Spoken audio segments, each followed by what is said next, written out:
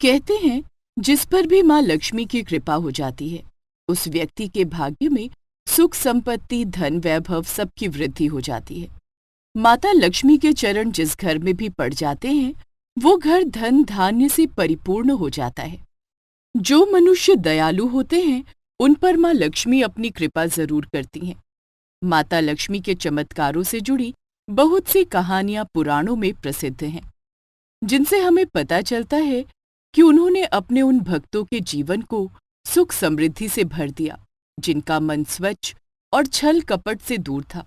कई बार भगवान किस रूप में आ जाएं, ये पहचानना भक्त के लिए मुश्किल हो जाता है। शास्त्रों में लिखित एक कथा के अनुसार एक बार माता लक्ष्मी ने नौकरानी बनकर एक गरीब माली के घर को धन धान्य से भर दिया, किंतु माता लक्ष्मी को नौकरानी ही क्यों बनना पड़ा? इसके पीछे एक पौराणिक कथा प्रचलित है। एक बार की बात है, भगवान विष्णु के मन में धरती पर घूमने की इच्छा हुई और वे पृथ्वी लोक पर भ्रमण के लिए जाने लगे। अरे स्वामी, आज प्रातःकाल ही कहाँ जाने की तैयारी हो रही है? देवी लक्ष्मी, मैं धरती लोक पर भ्रमण के लिए जा रहा हूँ। अच्छा, तो आप धरती लोक पर भ्रमण के लिए जा रहे हैं, तो आपके बिना मैं यहाँ क्या करूँगी? मैं भी आपके साथ चलूं? ठीक है देवी लक्ष्मी, पर उसके लिए तुम्हें मेरी एक शर्त माननी होगी। तुम धरती पर पहुंचकर उत्तर दिशा की ओर नहीं देखोगी। हाँ स्वामी, मैं धरती पर पहुंचकर उत्तर दिशा में नहीं देखूंगी। मुझे आपकी शर्त मंजूर है। भगवान विष्णु की इस शर्त से माता लक्ष्मी सहमत हो गईं। उसके पश्चात माता लक्ष्मी और भगवान विष्णु धरती लोक पर पहुंचे। उसी समय सूर्य उदय हुआ था। रात बरसात होकर हटी थी। चारों ओर हरियाली ही हरियाली थी। धरती की सुंदरता को देखकर माता लक्ष्मी अत्यंत प्रसन्नचित्त हुई और भगवान विष्णु को दिया वचन भूल गई। माता लक्ष्मी धरती को देखती देखती कब उत्तर दिशा की ओर देखने लगी, उन्हें पता ही नहीं चला। धरती का वातावरण देखने में कितना मनमोहक है, और वो फूलों से भरा बगीचा, ये तो कितने सुंदर फूलों से सजा हुआ है। मैं इस बगीचे से फूल तोड़कर विष्णु जी को भेंट करूंगी। उत्तर दिशा में माता लक्ष्मी को एक बहुत ही सुंदर फूलों का बगीचा नजर आया और उसी तरफ से खुशबू के साथ बहुत ही सुंदर सुंदर फूल खिले थे। माता लक्ष्मी बिना सोचे समझे उस बगीचे में चली गईं और सुंदर सुंदर फूल तोड़ कर ले आईं। जब माता लक्ष्मी भगवान विष्णु के पास वापस आईं तो भगवान विष्णु बहुत दुखी हुए। ये देखिए स्वामी, सुंदर फूल, ये मैं आपके लिए लाई हूँ। देवी लक्ष्मी, यदि आप ये फूल बताकर लाई होती तो मैं जरूर स्वीकार करता, किंतु आपने ये फूल चोरी किए हैं। आप मेरा वचन याद नहीं रख पाई।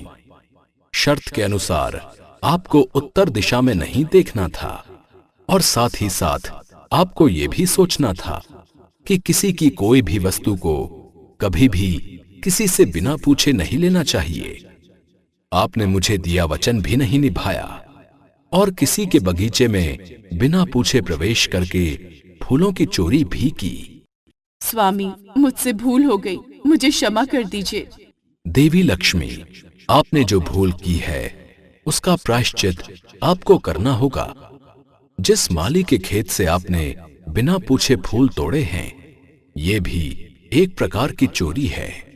इसलिए देवी लक्ष्मी, आपको 3 वर्षों तक माली के घर में रहकर उसके बगीचे की देखभाल करनी होगी, तभी आपका प्रायश्चित होगा।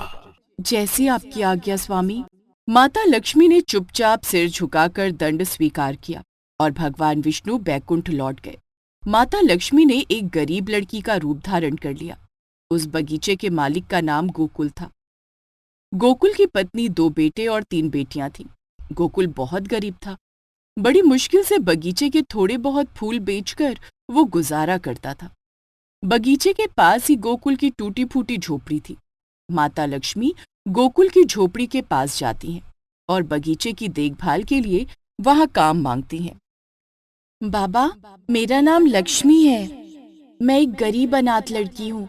मेरी देखभाल करने वाला कोई नहीं। मैंने कई दिनों से कुछ भी नहीं खाया। मुझे आप कोई भी काम दे दो, मैं आपके बगीचे की देखभाल भी कर लूंगी। आप मुझे अपने बगीचे में ही काम दे दो। गोकुल बहुत ही अच्छे दिल का आदमी था। उसे लड़की पर दया आ गई। वो लड़की से बोला, देखो बिटिया, मैं तो बहुत ही गरीब माली हूं। मेरी कमाई से मेरे घर का खर्च बड़ी मुश्किल से चलता है, लेकिन तुम्हारी ये दशा देखकर मैं तुम्हें मना भी नहीं कर सकता।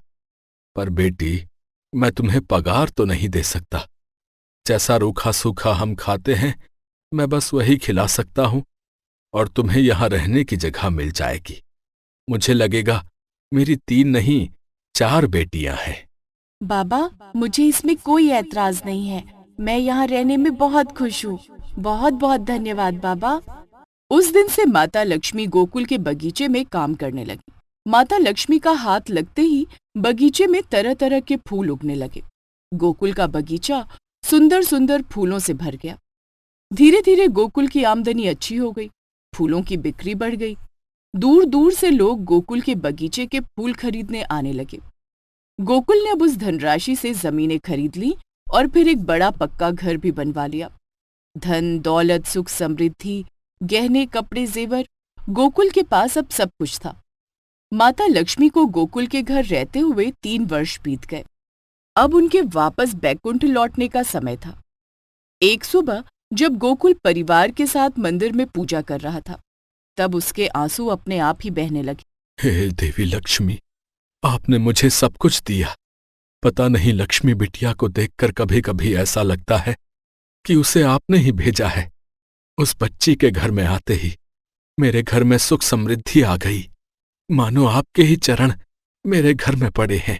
माता लक्ष्मी, ये सत्य है। उस बच्ची से हमें अलग ही लगाव हो गया है। मानो उसके आते ही हमारे सारे दुख दर्द दूर हो गए। हम निर्धन से धनवान हो गए। सुनो जी, आज मैंने लक्ष्मी के लिए खीर और पूड़ी बनाई है। तुम उसे बगीचे से बुला लाओ, तब तक मैं बच्चों को भी बुलाती हूँ। हाँ हाँ, मैं अभी बुला कर लाता हूँ। गोकुल बगीचे में माता लक्ष्मी को ढूंढता है, पर वो उसे कहीं दिखाई नहीं देती। गोकुल घबरा जाता है। उसकी पत्नी और बच्चे भी लक्ष्मी को ढूंढते हैं, पर वो उन्हें कहीं दिखाई नहीं देती। गोकुल और उसकी पत्नी की आंखों में आंसू आ जाते हैं। लक्ष्मी कहाँ गई होगी? हे मैया, हमारी लक्ष्मी वापस लौट आए। वो कहीं दिखाई नहीं दे रही। मेरा तो मन घबरा रहा है। वो अभी थोड़ी देर पहले ही तो बगीचे में काम कर रही थी, एकदम से कहाँ गायब हो गई? मेरा भी दिल बहुत घबरा रहा है। लक्ष्मी ठीक हो। आज तो मैंने उसके लिए पूड़ी और खीर भी बनाई थी, उसने वो भी नहीं खाई। तभी माता लक्ष्मी प्रकट होती हैं। ऐसा कैसे हो सकता है कि मैं ये पूड़ी पकवान न खाऊं? मैं जरूर खाऊंगी।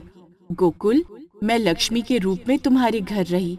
तुम दोनों ने मेरी बहुत देखभाल की, मेरा बहुत ख्याल रखा, पर मुझे 3 वर्षों तक ही तुम्हारे पास रहना था।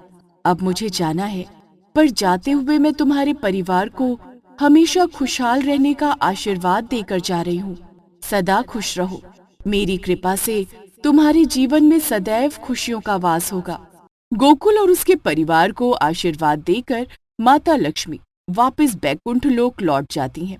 गोकुल और उसका परिवार हाथ जोड़कर माता लक्ष्मी का गुणगान करता है।